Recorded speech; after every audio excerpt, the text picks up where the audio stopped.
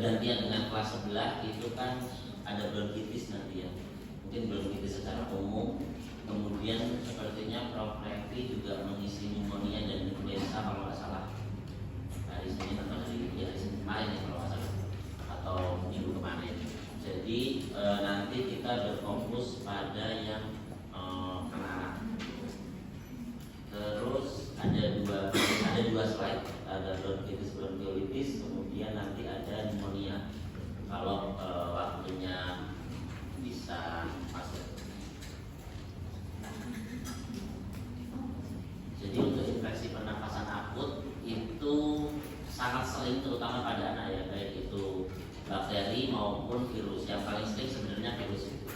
Nah kalau kita lihat angka kejadiannya,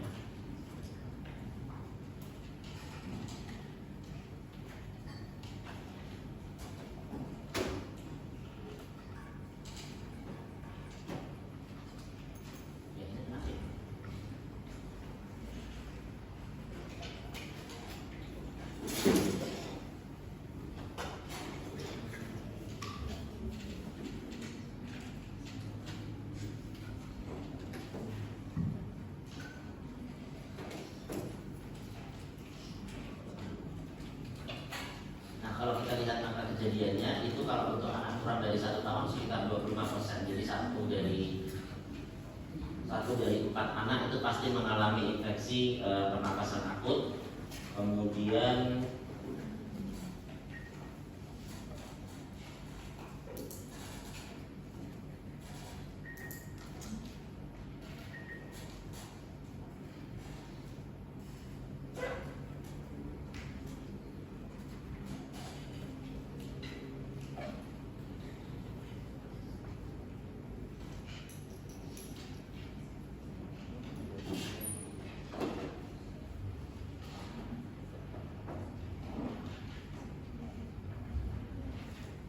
Kemudian kalau anak umur 1 sampai 4 tahun itu angka kejadiannya turun.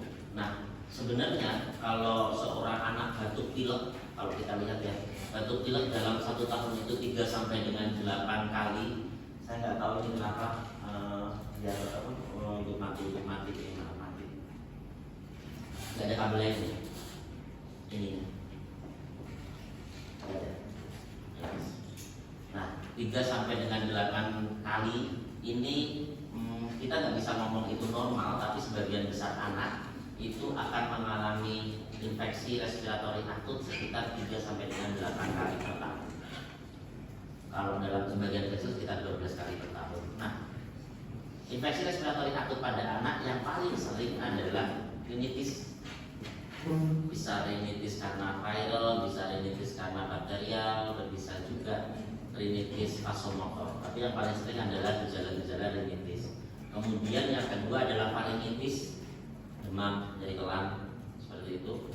Nah, kemudian yang ketiga ini pneumonia. Kemudian yang selanjutnya adalah otitis. Terus yang ini sebagian kecil adalah tonsilitis. Jadi sebenarnya tonsilitis itu nggak terlalu banyak, lebih banyak faringitis dan rinitis.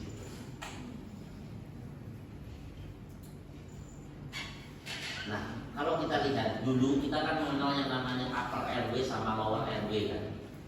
Infeksi respiratori akut, atas akut dan bawah gitu. Nah, sebenarnya konsep itu beberapa sudah ditinggalkan. Mereka lebih mengenal dengan United Airway Disease atau United Airway Concept, di mana antara upper airway dengan lower airway itu saling berhubungan. Kalau dulu kan dikenal dari mulai nasal cavity, faring, laring itu dianggap sebagai upper airway. Kemudian trachea, bronchus, bronchiolus, alveolus itu masuknya ke lower airway. Cuma pembagian ini nantinya akan membingungkan ketika ada infeksi di sini, kemudian dia akan melebar atau akan memberat dan menyebabkan infeksi di airway yang lebih bawah atau sampai dengan di parenkim paru seperti itu, sehingga muncullah yang namanya United Airway Disease atau United Airway Concept. Ini tidak membedakan antara upper dan lower, tapi mereka membedakan antara conducting zone dan respiratory zone. Yang dimaksud dengan conducting zone adalah zona-zona yang dipakai untuk mengalirkan udara. Otomatis ya dari mulai nasal cavities sampai dengan bronchus bronchiolus itu masuk ke dalam conducting zone.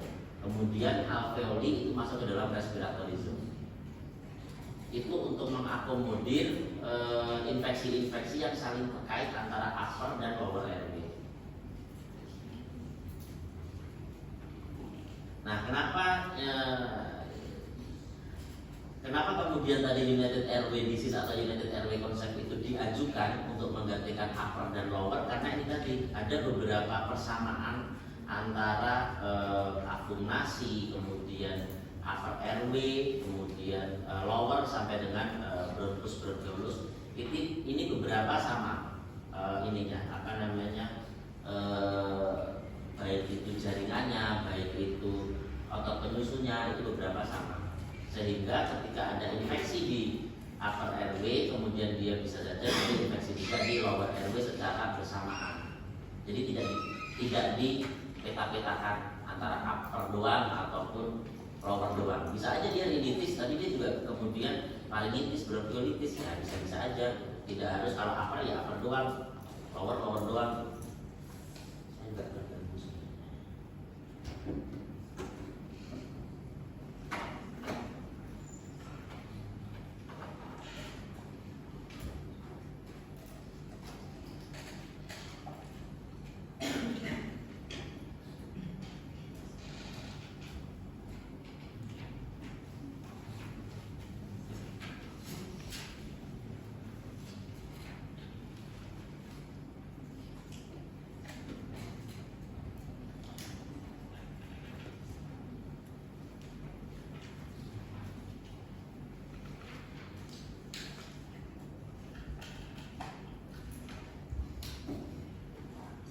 Ini relatif sama tadi yang terkait upper dan lower. Jadi dari mulai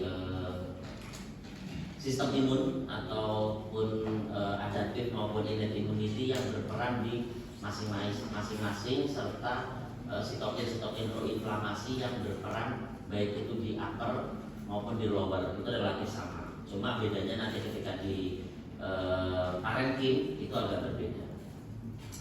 Ini agak susah, jadi kita lewatin aja karena kalian blok alergi imunologi udah kan, respirologi kan agak banyak materinya, jadi nggak usah dikeluarkan di ujian. Nah, ini spektrum dari infeksi respiratori akut dari mulai atas sampai dengan parenkim paru. Kalau kita lihat di sini dari mulai sinusitis, rinitis, rhinosinusitis, kemudian sampai dengan pneumonia. Yang paling banyak di anak berarti yang tadi ya rinitis, kemudian faringitis. Nah, tadi bisa aja dia gabungan dari beberapa, rhinosinusitis, rhinofaringitis, ya tergantung infeksinya mau gimana. Sehingga sudah tidak relevan lagi ketika kita hanya menggunakan upper ataupun lower airway. Lebih mudah kalau kita menggunakan conducting ataupun conducting zone ataupun respiratory zone. Nah, terkait bronkitis ini penyebab terseringnya adalah virus, paling sering. Macam-macam, bisa RSV, bisa rhinovirus, bisa influenza.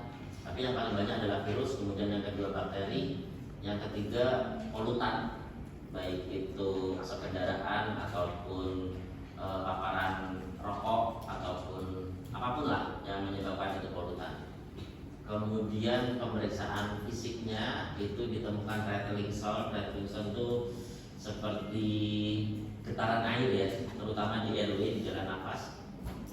Kemudian gejala klinis lainnya itu seringnya batuk kering, kemudian ada suara serak dan kasar diikuti batuk produktif. Nah, bronkitis akut ini sebenarnya sindroma klinis.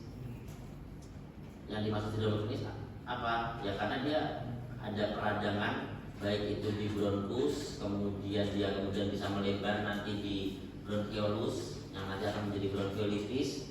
Bisa saja ini diawali di infeksi pada trakea atau tracheitis, kemudian dia menyebar ke bawah karena tidak ditata laksana.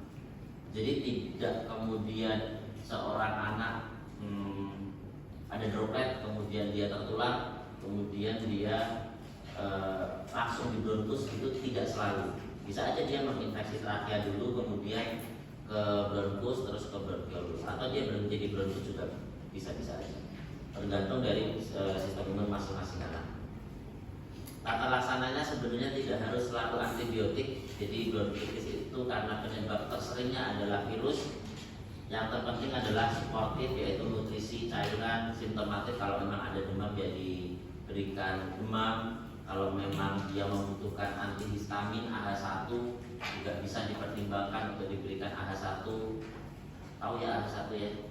Jadi mulai cetirizine, loratadine, bisloratadine. Kalau generasi pertama itu bisa chlorpheniramine maleat kayak gitu. Itu simptomatik. Kemudian ini menghindari paparan alergen karena tadi penyebab ketiga tersering adalah polutan. Jadi bisa dipertimbangkan untuk menghindari paparan alergen. Kemudian antibiotik jika ada indikasi. Kapan ada indikasi? Kita harus melihat onsetnya. Kalau dia baru sekali, sehari 2 hari ya jangan-jangan karena virus. Tapi kalau dia sudah lebih dari 3 hari onset penyakitnya, kemudian belum membaik sama sekali, cenderung lebih memberat, ya kita bisa mempertimbangkan antibiotik. Walaupun bisa dilakukan beberapa pemeriksaan penunjang lainnya. Nah, kalau untuk bronkiolitis definisinya sendiri adalah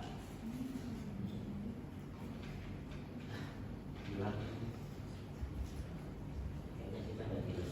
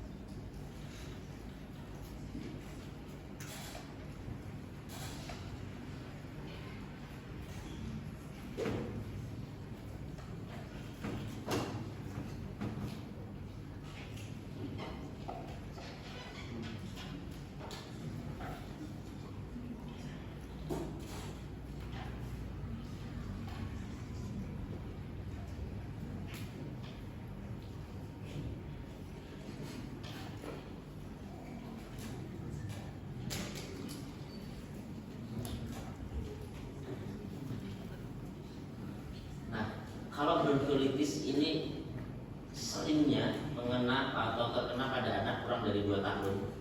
Kemudian dia didahului dengan rinorea. Apa rinorea itu? Pilek ya?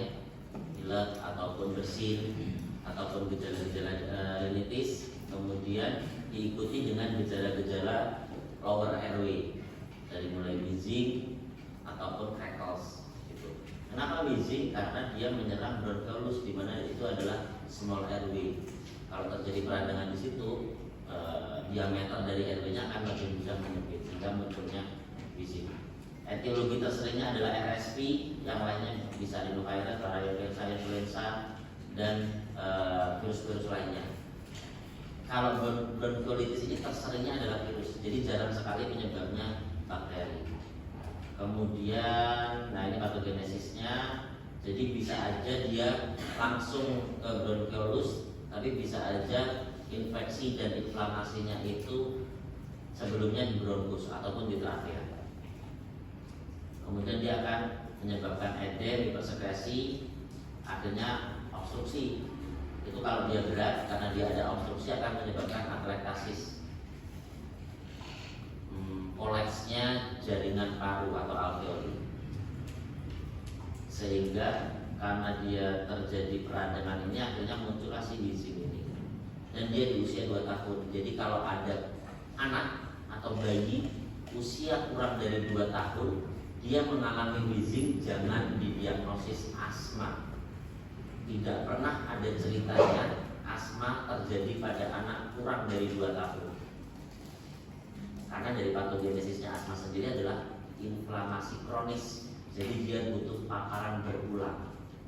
Sehingga kalau anak kurang dari 2 tahun, hampir kita bisa pastikan itu bukan asma. Kalau kemudian nantinya dia berkembang menjadi asma, bisa jadi karena recurrent infeksi pada respiratory itu salah satu faktor risiko dari asma. Tapi kalau dia kurang dari 2 tahun, ya jangan didiagnosis sebagai asma, walaupun itu bisa. Seringnya karena bronkiolitis, karena dia small airway, jadinya mudah mengalami penyempitan diameter sehingga muncul bisi. Ini faktor resiko untuk bronkiolitis dari mulai prematuritas BBLR usia kurang dari 12 minggu, bronchopulmonary dysplasia, kemudian abnormalitas jalan nafas. Ini yang paling sering adalah laryngomalacia, kemudian BJB dan penyakit neurologis. Laryngomalacia ini sangat banyak terjadi. Jadi salah satu gejalanya adalah dia ngorok. Jadi ada bayi, kalau ada bayi kurang dari 1 tahun terutama, kemudian dikeluhkan ke teman-teman nanti ngorok ketika tidur, atau ada suara ketika tidur, muncul suara ketika tidur, jangan lupakan diagnosis banding laryngomalacia. Laryngomalacia ini kelemahan dari otot-otot di sekitar laring. Salah satu gejalanya adalah dia stridor inspirasi. Kalau orang tuanya akan mengeluhkan dia ngorok, nanti ketika diperiksa terjadi stridor inspirasi. Dan salah satu gejala yang khas lagi adalah terjadi sejak lahir. Yang ketiga, gejala yang khas lagi adalah terjadi perubahan gejala apabila dilakukan perubahan posisi. Karena dia terjadi kelemahan, makanya ketika dimiringkan miring kanan miring kiri di posisi-posisi tertentu, dia gejalanya benar-benar hilang. Kenapa? RW-nya rebutan. Gitu. Kalau ada gejala tadi ngorok, kemudian sejak lahir kurang dari 1 tahun, membaik atau berkurang dengan perubahan posisi, jangan lupakan diagnosis laryngomalacia. Nah, faktor-faktor ini itu akan meningkatkan atau memperberat nantinya bronkiolitis itu. Kemudian ini jelas ya, polutan, kemudian kembar dunia, deker. Ini saudara kembarnya mungkin lebih ke lebih mudah tertular saja. Karena kalau saudara yang satu sakit, yang satunya ikutan sakit. Ketinggian di atas 2.500 berarti untuk yang di dataran-dataran tinggi itu meningkatkan resiko serta polusi udara. Nah, untuk yang bronkiolitis, manifestasinya itu dia lebih cepat dibandingkan si bronkitis. Apalagi nanti di pneumonia. Kalau bronkiolitis dia gejalanya itu 1-2 hari, batuk, pilek, demam 1-2 hari, kemudian tiba-tiba di hari kedua atau hari ketiga dia mengalami takipnu, nafas cepat, tanda-tanda lower respiratory tract infection ya. Dia mengalami nafas cepat, kemudian ada wheezing, ada crackles. Nanti karena dia penyebabnya virus, dia akan membaik di 3-5 hari. Sebenarnya dia self limiting gitu ya. Hanya saja ketika di periode ini biasanya orang tuanya sudah khawatir. Selama dia tidak distres nafas yang berat, itu masih diperbolehkan untuk rawat jalan. Sambil dievaluasi, kalau memberat ya harus dibawa ke IGD. Dia harus diedukasi tanda-tanda kegawatan. Tapi kalau enggak, itu masih bisa rawat jalan. Karena apa? Karena dia self limiting, nanti hari ketiga sampai dengan hari kelima atau paling lambat hari ke-6-7 dia akan membaik sendiri. Itu kalau dia bronkiolitis akibat virus. Pertanyaannya, bisa nggak dia bronkiolitis akibat bakteri? Ya bisa-bisa aja. Kalau dia bronkiolitis akibat bakteri, harusnya onsetnya tidak secepat ini. Karena untuk menunjukkan gejala yang lebih berat, bakteri itu membutuhkan waktu yang lebih lama dibandingkan si virus. Nah, walaupun kita bilang tadi dia self limiting bronkiolitis, kalau pada kondisi-kondisi bayinya lebih kecil atau kurang dari 6 bulan, resiko ini akan meningkat. Satu, dehidrasi. Kenapa dehidrasi? Karena dia malas minum. Kenapa malas minum? Ya karena dia batuk, karena dia pilek, jadinya dia malas minum. resikonya adalah dehidrasi. Kemudian pneumonia aspirasi. Kenapa pneumonia aspirasi? Karena ketika terjadi tachypnea, nafas cepat, ketika dia dipaksakan untuk minum, dia akan resiko aspirasi pneumonia akan meningkat. Sama kayak kalian membayangkan kalian habis lari kenceng banget bolak-balik, habis itu berhenti masih mengosan minum, pasti kan tersedak. Nggak pasti sih, tapi kemungkinan tersedaknya akan lebih tinggi. Makanya biasanya kan kalian berhenti dulu, kemudian atur nafas baru minum kan gitu. Nah, pada bayi koordinasi itu kan nggak bagus. Koordinasi antara epiglottis itu kan masih belum bagus tuh. Katup antara airway sama saluran cerna itu kan depan belakang tuh. Nah, karena dia belum bagus koordinasinya, ketika terjadi tachypnea atau nafas cepat dan dipaksakan diberi minum, itu akan meningkatkan resiko pneumonia aspirasi. Makanya pada kasus-kasus yang distres pernapasan dengan nafas cepat pada anak-anak di bawah 1 tahun terutama, itu akan dipuasakan sampai nafasnya tidak cepat lagi. Katakanlah bayi usia 2 bulan, normalnya kan di bawah 60 ya, 40 sampai 60 kali.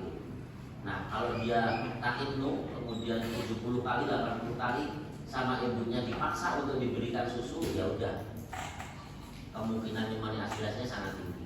Karena dia nafasnya cepat terus dipaksa harus minum. Koordinasi antara epiglottisnya kan bermasalah.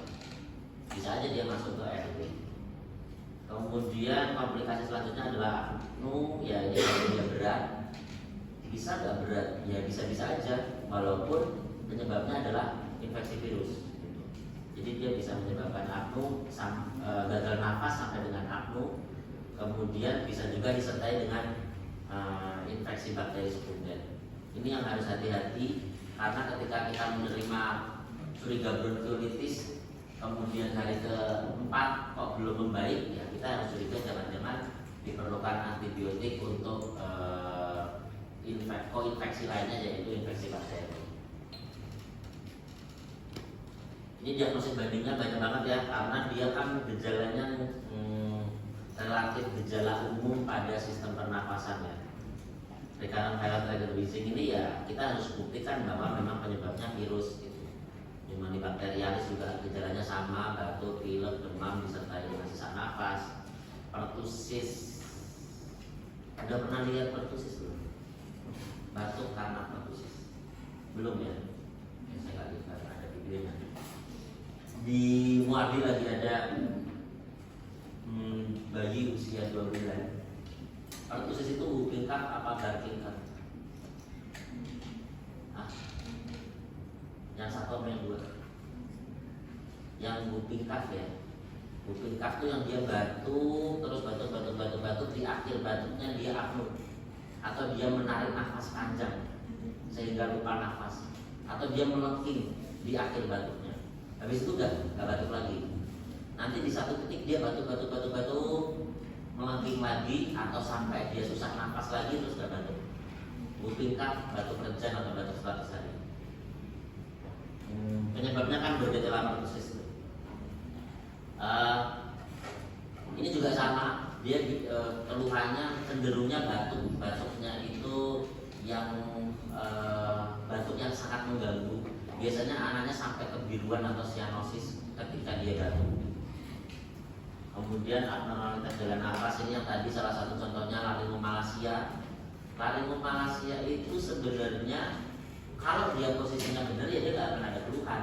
Tapi kalau dia posisinya pas nggak benar kemudian terjadi obstruksi jalan nafas, ya dia akan mengalami distres nafas, nafasnya cepat, atau kalau nafasnya nggak cepat dia akan mengalami retraksi. Khasnya atau salah satu cirinya retraksinya adalah di suprasternal. Tahu ya suprasternal ya? Di sini. Kenapa? Karena dia ada obstruksi, kan obstruksinya di atas banget. Makanya dia retraksinya ada di suprasternal. Kalau pneumonia, kemudian infeksi ranking paru, rata-rata retraksinya ada di interkostal. Jadi kalau ada infeksi, ada retraksi di suprasternal, kita harus curiga ada obstruksi di atasnya. Oh ya, ini yang tadi ya, ini aspirasi tidak asing, ini BD-nya, kemudian TJB, penyakit jantung bawaan. TJB ini juga karena dia prinsipnya kan sebenarnya respiratory distress atau distress nafas, yaitu nafas cepat, retraksi, atau tarikan di dada, itu adalah kompensasi dari tubuh supaya dia mendapatkan pasokan oksigen sebanyak-banyaknya, kan begitu, apapun penyebabnya.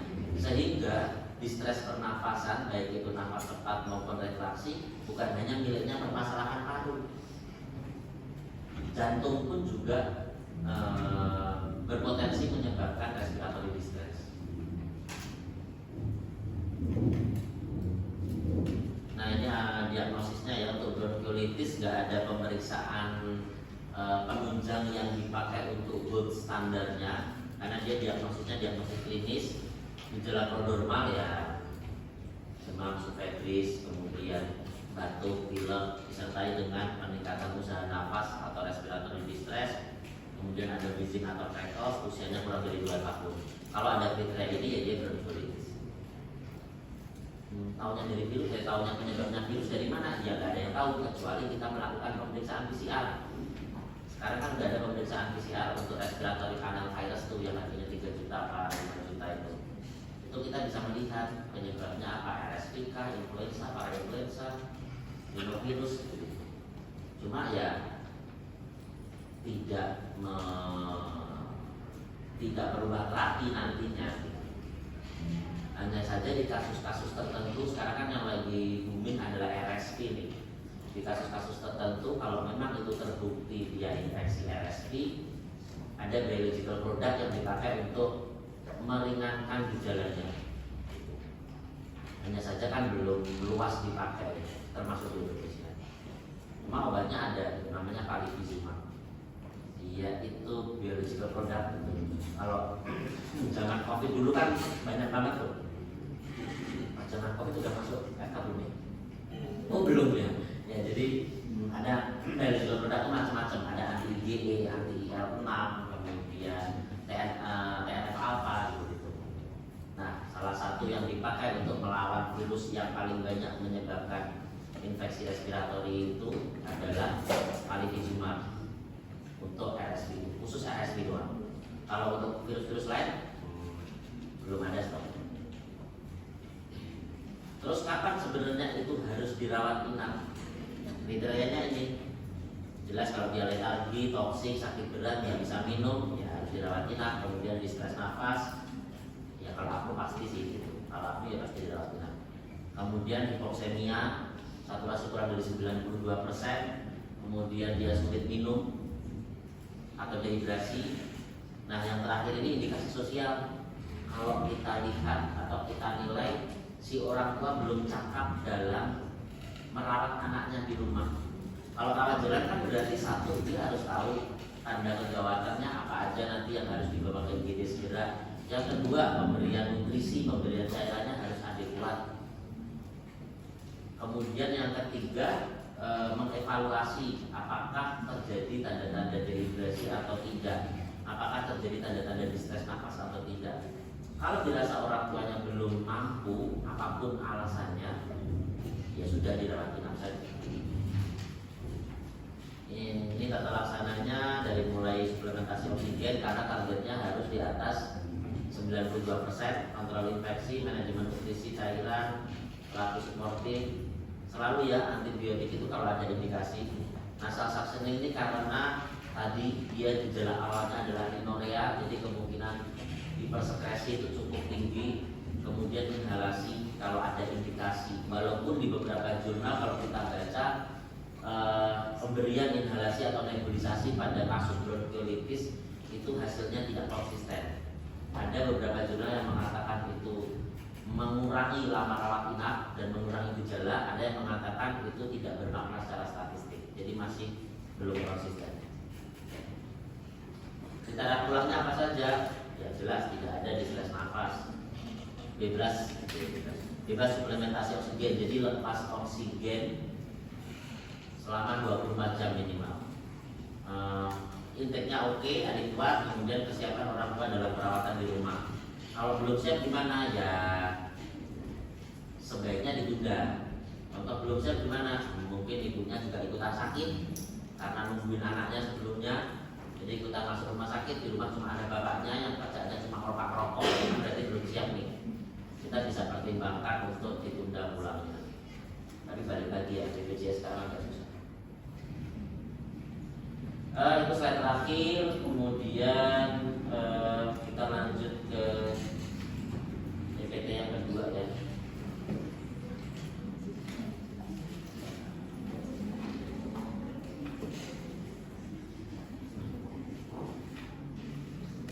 Di PPT yang kedua ini beberapa sama slide-nya, jadi nanti saya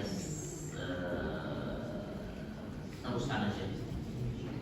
Jadi mungkin beberapa hari yang lalu kalau saya lihat jadwalnya itu ada kuliah pneumonia, kalau nggak salah ya, sama Prof. Revi. Itu nggak ya? Nggak ada ya? Oh, reschedule, berarti kan nanti akan dapat. Nah, pneumonia ini bisa mengenai anak-anak maupun dewasa, tapi yang paling sering terkena adalah anak-anak dan geriatrik. Ini tadi sudah. Ini definisi pneumonia itu ada beberapa definisi. Kita tahu pneumonia adalah peradangan di parenkim paru, penyebabnya patogen. Apa aja? Virus bisa, bakteri bisa, parasit bisa, jamur bisa.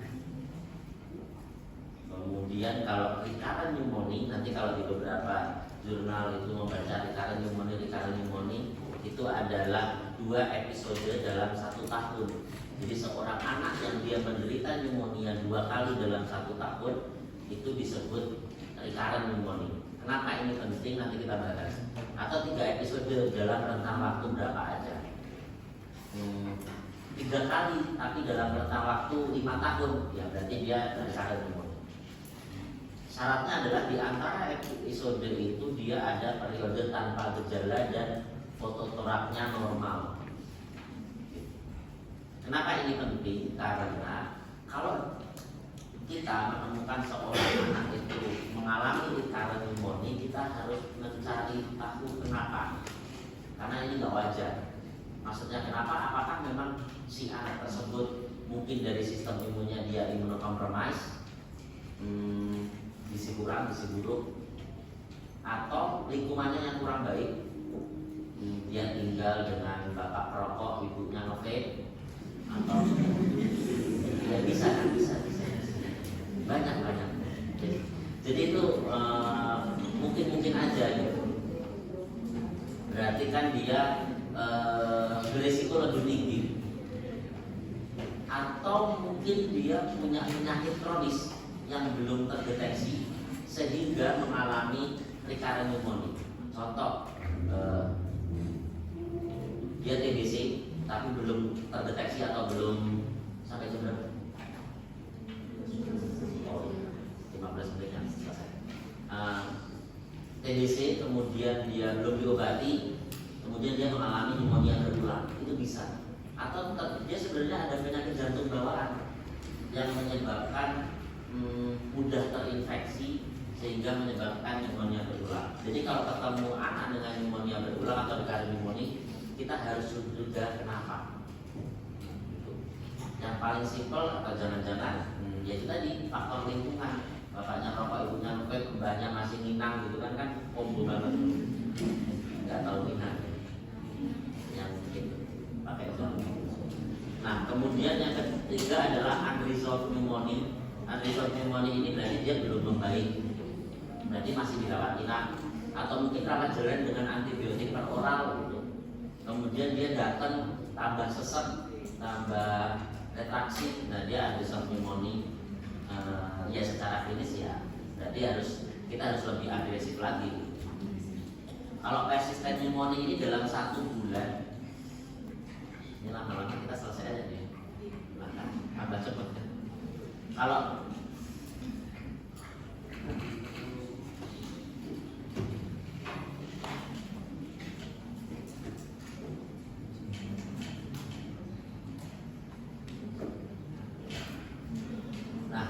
persisten pneumonia dia dalam 1 bulan itu tidak membaik, walaupun sudah diberikan antibiotik atau tata laksananya adekuat. Ada nggak? Ya ada. Biasanya pada kasus-kasus dengan komorbid atau dengan penyakit penyerta, PDB, sepsis,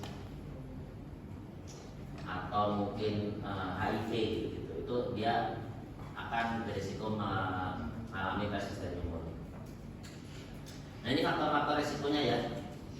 Ini sama aja, baik itu recurrent respiratory infection maupun recurrent pneumonia, itu faktor resikonya dari mulai lingkungan, kemudian pemberian antibiotik yang tidak rasional, pemberian kortikosteroid yang tidak rasional, kemudian dari mulai ini lingkungan jelas ya, lingkungan, kemudian genetik faktor ini masih simpang siur, maksudnya masih tidak konsisten hasilnya, apakah memang perannya besar atau tidak. Tapi di beberapa jurnal itu rata-rata tidak terlalu besar. Yang paling besar adalah faktor lingkungan, kemudian dari mulai imunosupresan ini bisa karena tadi penyakit kronis atau kondisi dari si anak tersebut sendiri.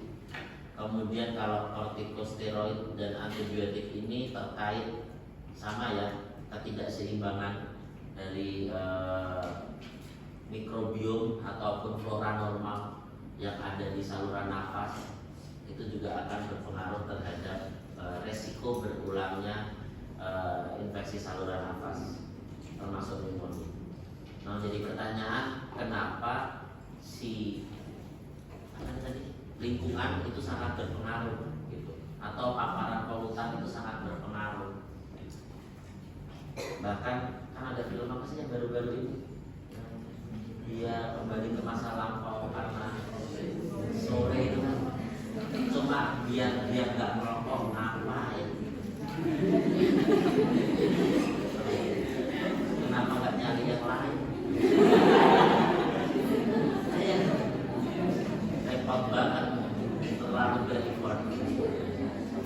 Nah, balik kenapa si anak ini lebih rentan terhadap polusi ya? Karena ada beberapa faktor. Satu, sistem organ dari parunya, baik itu parunya sendiri maupun sistem imun yang ada di paru itu belum berkembang secara optimal.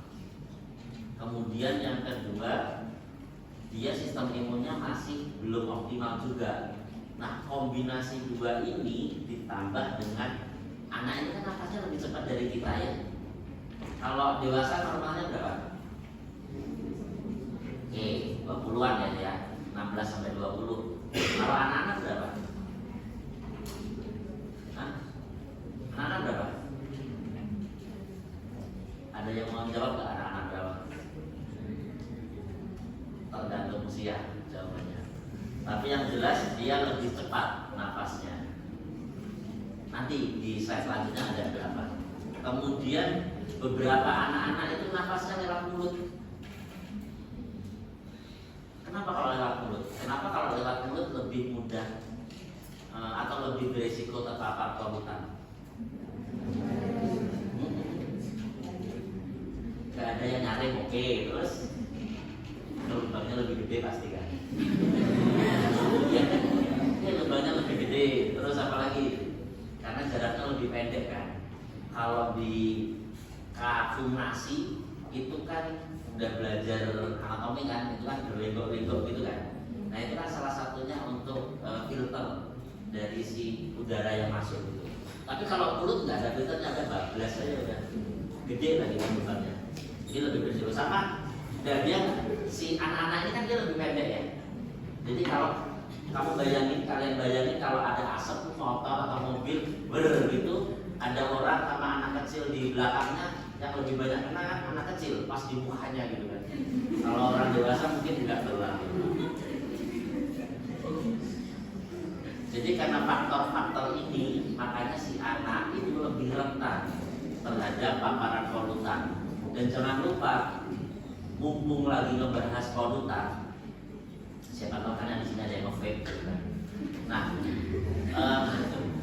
jadi faktor apa namanya, komplikasinya nanti banyak.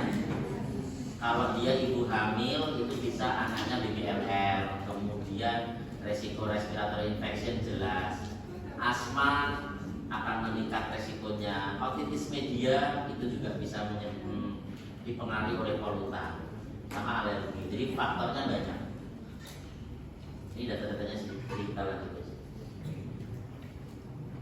Nah, ini beberapa faktor resiko pada anak yang mengalami recurrent pneumonia.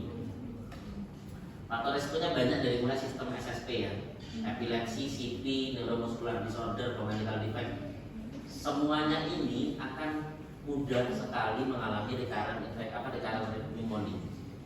Di Muardi, kalau nanti teman-teman koas, itu kalau pasien epilepsi, CP, banyak banget di bangsa pneumonia gitu, dan itu pasti pasiennya berulang. Kenapa? Karena dia pada CP terutama ya, pada CP atau cerebral palsy itu kan mengalami gangguan motorik, dia tidur terus, berarti kan statis ya, tidak bergerak. Kemudian yang kedua adalah mucociliary clearance-nya, mucociliary airway clearance-nya itu juga bermasalah, sehingga pembuangan dari sekret-sekret di saluran nafas itu akan berkurang, sehingga banyak terjadi penumpukan sekret di situ, kemudian resiko untuk berkembangbiakan bakteri lebih besar, akhirnya recurrent pneumonia. Kemudian kalau kardiovaskuler juga ada congenital heart disease ya, PCP, kemudian kalau dari hepar ada atresia biliar, sirosis hepatik. Atresia biliar ini nanti teman-teman lihat itu biasanya bayi-bayi kecil 2 bulan 3 bulan warnanya udah kayak kunyit gitu, dia terit seluruh tubuh. Terus kemudian dia akan sering berulang untuk kejadian-kejadian pneumonia. Kemudian CKD, nefritis lupus, ini kasus-kasus atau penyakit-penyakit yang nantinya akan beresiko mengalami recurrent pneumonia. Jadi kalau ada ketemu anak dengan kondisi-kondisi kayak gini, ya harus diedukasi orang tuanya untuk menghindari paparan polutan. Nah ini patogenesis sama patofisiologi ya, mungkin sudah tahu semuanya. Mungkin nanti pas waktu Prof. Revi memberi kuliah itu akan dibahas patogenesis dan patofisiologi. Prinsipnya adalah karena dia terjadi inflamasi, di alveoli sehingga akan menyebabkan gangguan mismatch ya, gangguan dari difusi sama ventilasinya. Kan di sini kan ada gambarnya ya. Nah, di sini kan ada peradangan nih di alveolinya. Kita tahu nih alveoli, kemudian ada arteri kapiler di sini itu mengalami difusi yang akan menyebabkan pertukaran antara O2 sama CO2. Nah, kalau terjadi peradangan di alveolinya, baik itu dinding alveolinya menebal ataupun terjadi hipersekresi, terjadi hipersekresi, otomatis luas paling simpel adalah luas penampang alveoli juga akan berkurang, sehingga difusinya akan terganggu. Kalau terganggu gimana ya? Jelas dia akan hipoksia, muncullah respiratory distress, nafas cepat, kemudian retraksi, yang semuanya itu fungsinya adalah untuk meningkatkan kadar oksigen di dalam darah. Pneumonia itu diagnosis klinis ya, jangan pernah mendiagnosis pneumonia dengan fototorak, karena pneumonia itu adalah diagnosis klinis. Diagnosis klinisnya itu pintu masuknya dari batuk disertai dengan demam dan ini nafas cepat dan pendek ataupun tarikan di dada. Jadi respiratory distress. Jadi 3 ini reaksi pneumonia. Harus ada batuk, demam sama distress pernafasan. Ditandai dengan nafas cepat dan retraksi di dada. Kalau sudah ada 3 poin itu, ya udah itu pneumonia titik. Nah fotonya gimana? Nggak usah, nggak perlu difoto. Di video kalau mau laporan sama dokternya ya. Dia tahu cepatnya kayak gimana. Gitu. Kalau difoto nggak perlu. Kalau foto torak perlu nggak? Foto torak bisa iya, bisa tidak. Hanya saja fototorak itu tidak menjadi dasar diagnosis. Kalian udah ketemu 3 ini nih, demam, batuk, distres nafas. Terus kemudian harus nunggu dulu, deh. Jangan-jangan bukan pneumonia, saya fototorak deh. Jangan, itu salah. Karena dia diagnosis klinis, tidak perlu menunggu fototorak. Terus fungsinya fototorak buat apa? Fungsinya fototorak adalah BPJS, enggak. Fungsinya fototorak itu untuk satu, apakah ada kelainan lain selain pneumonia. Jadi untuk menyingkirkan kemungkinan adanya kelainan lain di paru atau di jalan nafas. Jadi pneumonia tidak didiagnosis dengan fototorak, tapi dengan diagnosis klinis. Tapi terkait BPJS itu nggak bercandaan, itu serius. Kalau nggak di fototorak nggak diklaim sama BPJS. Tapi sekarang lebih susah lagi, ada macam-macam. Mungkin nanti kalian belajar di semester terakhir. Saya nggak tahu nih. Jadi selain itu, kalau untuk rumah sakit besar, dia harus dilakukan kultur namanya. Kultur untuk apa? Apakah untuk menentukan diagnosis pneumonia? Bukan. Kultur itu untuk menentukan etiologi dari pneumonia, bukan menentukan diagnosis. Kalau diagnosisnya hanya dengan manifestasi klinis. Nah, ini yang tadi nafas cepat itu tergantung usia. Nggak usah diapain,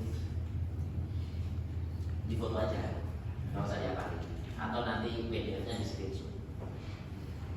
Yang jelas ini penting ketika nanti teman-teman sudah praktek sehari-hari atau sudah di IGD, di puskesmas, internship atau apapun, untuk mengetahui oh ini nafas cepat nggak ya. Jangan sampai dia umurnya bayi, umur 5 bulan, nafasnya 50 kali atau 40 kali udah heboh sendiri. Nafasnya cepat, ya emang cepat masih bayi, wajar-wajar aja. Jadi ini berdasarkan usia. Ini adalah WHO 2014. Yang kita pakai adalah yang ini, klasifikasi revisi dari satu, bukan pneumonia dan pneumonia berat. Ini diadopsi di MTBS. Tahu MTBS ya? Nggak tahu MTBS ya? Beneran nggak tahu? Masa sih? MTBS itu manajemen terpadu balita sakit, yang bukunya di puskesmas. Wajib tahu itu, bidan-bidan aja tahu, perawat-perawat aja tahu, orang puskesmas aja tahu. Itu gampang banget. Jadi ada pneumonia, diare, demam dengan ruang. Baca deh, download PDF-nya. MTBS 2022 kalau nggak salah. Nah, di situ ini pegangan teman-teman di FKTP. Makanya ini simpel banget. Entry point-nya dari mana? Entry point-nya dari batuk atau sulit bernafas. Nanti kemudian ditanya-tanya.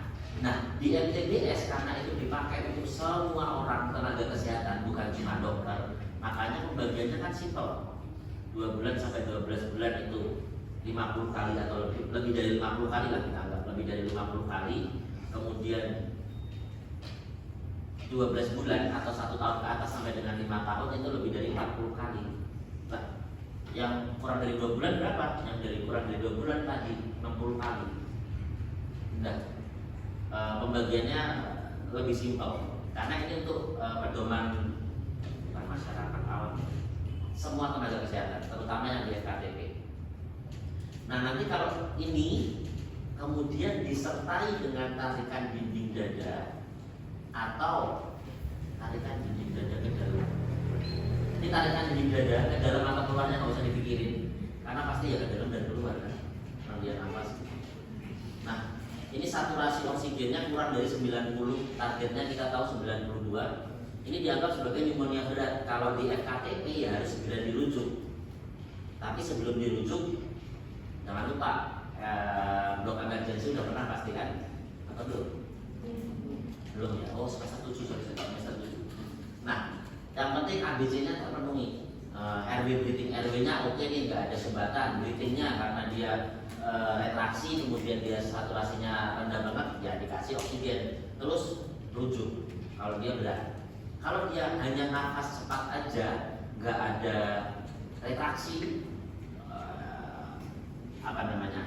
nutrisinya atau intake oralnya masih lumayan oke, ya itu pneumonia, bisa dipertimbangkan untuk rawat jalan. Kita ngomong tidak harus selalu rawat jalan ya, tapi dipertimbangkan. Kenapa? Balik lagi, kalau kemudian tadi syarat-syaratnya tidak terpenuhi, ibunya nggak pahaman, kaheong gitu, yang dikarantina. Karena takutnya nanti terjadi perburukan di rumah, tidak mengetahui tanda-tanda kegawatan. Kalau dia nggak ada nafas cepat, nggak ada tarikan dinding dada, cuma demam sama batuk, ya bukan pneumonia. Ini aman lah rawat jalankan. Nah, pemeriksaan penunjangnya fototorak, pemeriksaan darah, kultur. Nah, ini pemeriksaan penunjang tapi bukan dipakai untuk diagnostik. Kultur dipakai untuk mengetahui etiologinya apa. Kalau di rumah sakit besar, kultur ini nanti dipakai kalau pasiennya belum membaik, kemudian kulturnya tumbuh bakteri, itu disesuaikan dengan antibiotik yang sensitif terhadap si bakteri tersebut. Ini gambarannya yang dari mulai ada filtrat, terus kemudian ini rata-rata yang filtrat sih gambarannya. Nah, ini beberapa kesalahan diagnosis pneumonia ya. Overdiagnosis pneumonia karena hanya dengan fototorak. Jadi ada beberapa contoh, pasiennya datang, dia demam batuk, enggak fototorak aja, fotorongsen aja. Hasil fotorongsennya tampak gambaran infiltrat di perihiler, menyokong gambaran pneumonia, biasanya gitu bacaannya. Terus kemudian didiagnosis pneumonia, padahal klinisnya cuma demam sama batuk, nggak ada distres pernapasan. Jadi akhirnya overdiagnosis. Oh, ini pneumonia bu, antibiotik. Oh, ini pneumonia bu, antibiotik. Anaknya lari-lari sambil panas, demam sama batuk-batuk, karena anaknya masih lari-lari. Iya, bukan pneumonia gitu, karena balik lagi pneumonia itu adalah gejala klinis. Nah, kalau tanpa sesak, ya nggak usah difototorak, diobati aja. Kemudian kenapa harus diagnosisnya klinis? Kenapa nggak nunggu fototorak aja? Balik lagi, onsetnya kan cepat. Kalau dia udah terlanjur sesek, kemudian gagal nafas, meninggal gitu. Sesek, gawat nafas, gagal nafas, meninggal. Karena onsetnya cepat, apalagi pada anak-anak di bayi di bawah 6 bulan, makanya diagnosisnya pakai diagnosis klinis aja supaya tata laksananya lebih cepat. Karena semakin cepat memberikan antibiotik, outcome-nya itu akan lebih bagus untuk pneumonia. Akan perlu fototorak ya? Ya, ini tidak dilakukan rutin. Kemudian kalau di Indonesia dilakukan rutin, balik lagi karena BPJS. Kemudian fototorak itu tidak menentukan etiologinya apa. Ya karena nggak tahu kan, etiologinya kan bakterial, viral, parasit. Tahunya dari mana kultur spesimen tadi?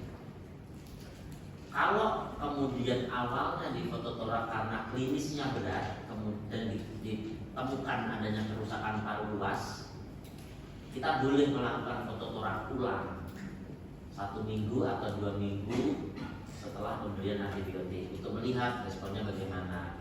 Atau sudah dilakukan pemberian antibiotik yang adekuat, responnya tidak membaik, kita bisa lakukan fototorak, jangan-jangan lebih jelek ya fotonya. Itu bisa dipertimbangkan.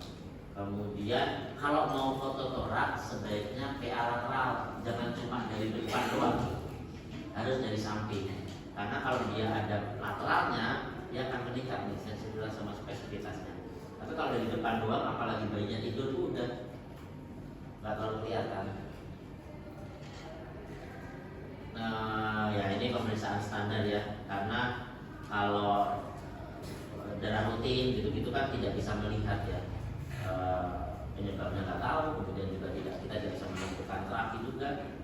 Propalsitonin bisa di beberapa negara itu rutin dilakukan, di Indonesia nggak terlalu rutin. Kapan dilakukan? Kalau buat evaluasi biasanya, karena kadang kita masih bingung ini viral atau bakterial ya.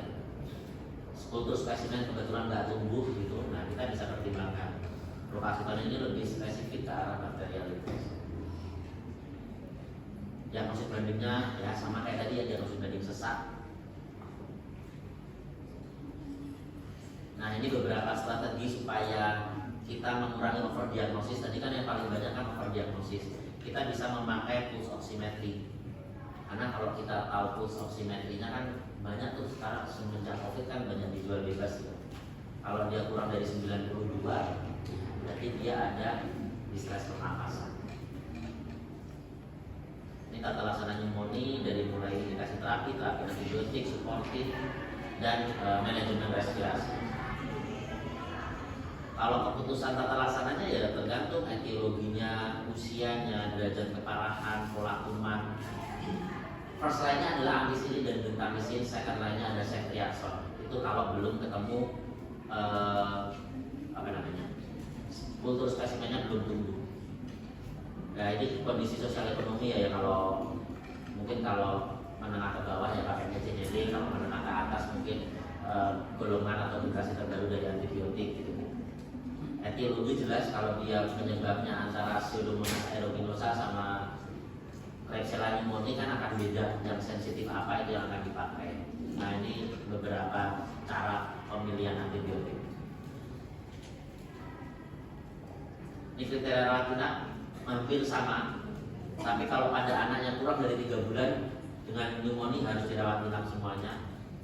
Muntah, sulit makan, dehidrasi ini umum, respiratory distress kemudian jelas, manifestasi sistemik itu berarti demam tinggi disertai dengan kejang gitu-gitu, tidak respon dengan antibiotik, bisa jadi sebelumnya diberikan oral, ulang gitu kemudian masih belum membaik, itu bisa pertimbangan untuk rawat inap. Berulang, ada penyakit penyerta berat, BCB, mungkin gizi buruk, HIV gitu-gitu. Ini sama aja ya. Kalau tidak cukup oke untuk dirawat di rumah, itu tadi bapaknya merokok, ibunya ngefek kan nggak mungkin dirawat di rumah. Ini terapi oksigen, prinsipnya adalah secepat mungkin memberikan terapi oksigen karena targetnya adalah mempertahankan supaya di atas 92. Kalau dia hipoksia terlalu lama, dampaknya bisa mengalami kejang, kemudian dia bisa mengalami kemunduran dari perkembangan. Tanda-tandanya apa? Jelas respiratory distress, kemudian saturasi kurang dari 92, merintih, gelisah, rewel. Ini beberapa pilihan terapi antibiotiknya.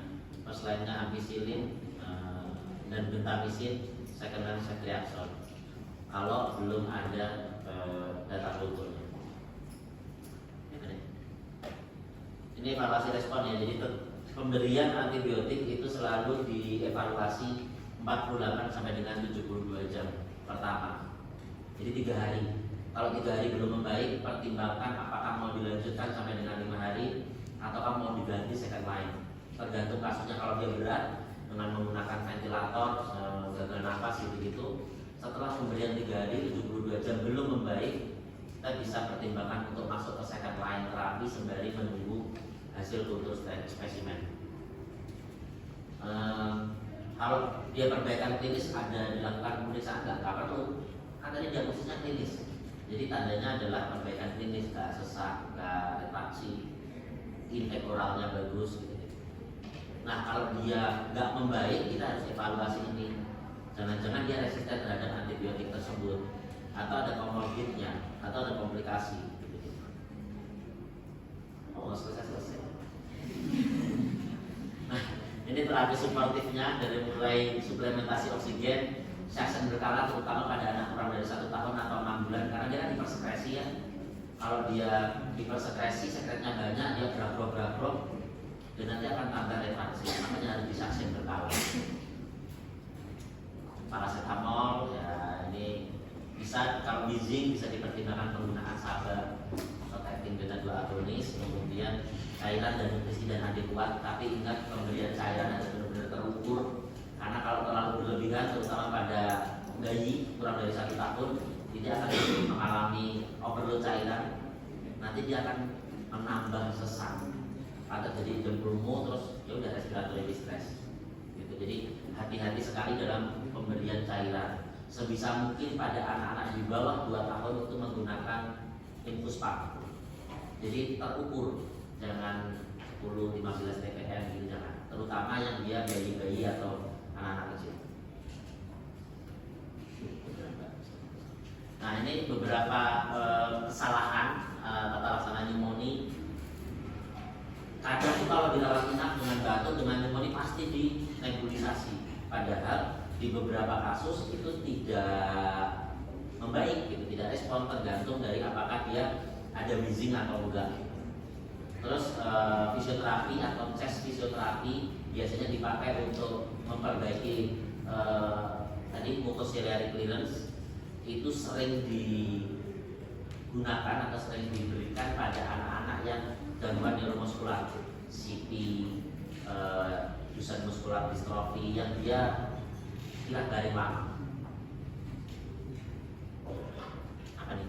Nah, ini pencegahan ya, pencegahan kita tahu lah ya, ada penggunaan antibiotik yang rasional, kemudian sama kortikosteroid yang rasional.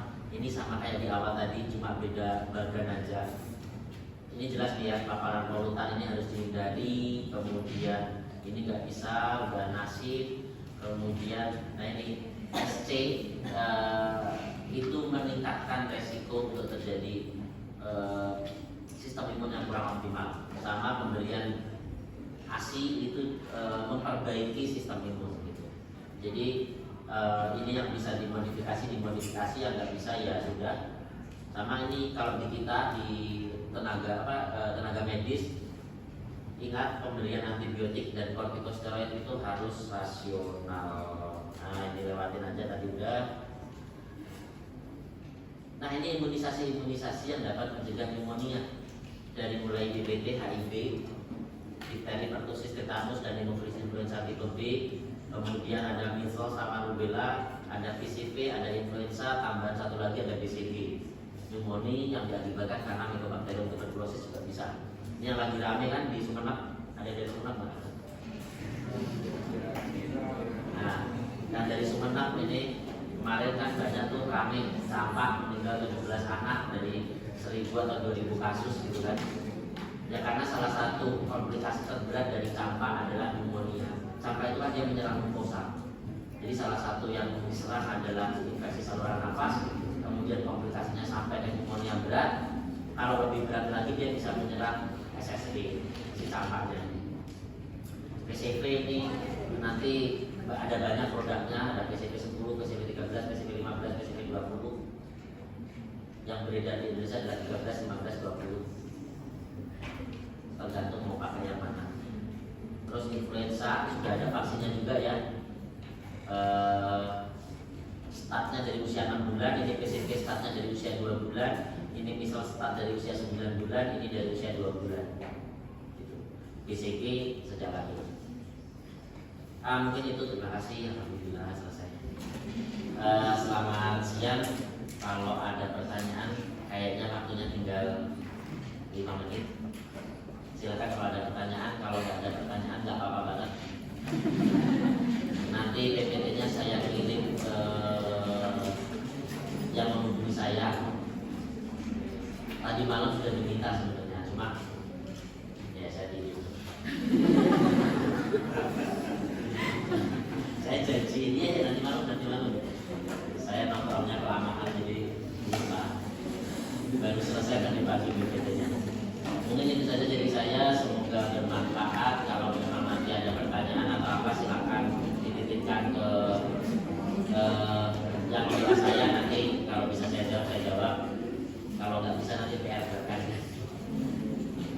Dan nanti kita diskusi aja kalau memang ada pertanyaan, nanti dilewatkan temennya. Sama nanti saya share yang 2 slide itu ya, PDF bronkiolitis sama sih. Terima kasih, selamat siang, wassalamualaikum warahmatullahi wabarakatuh.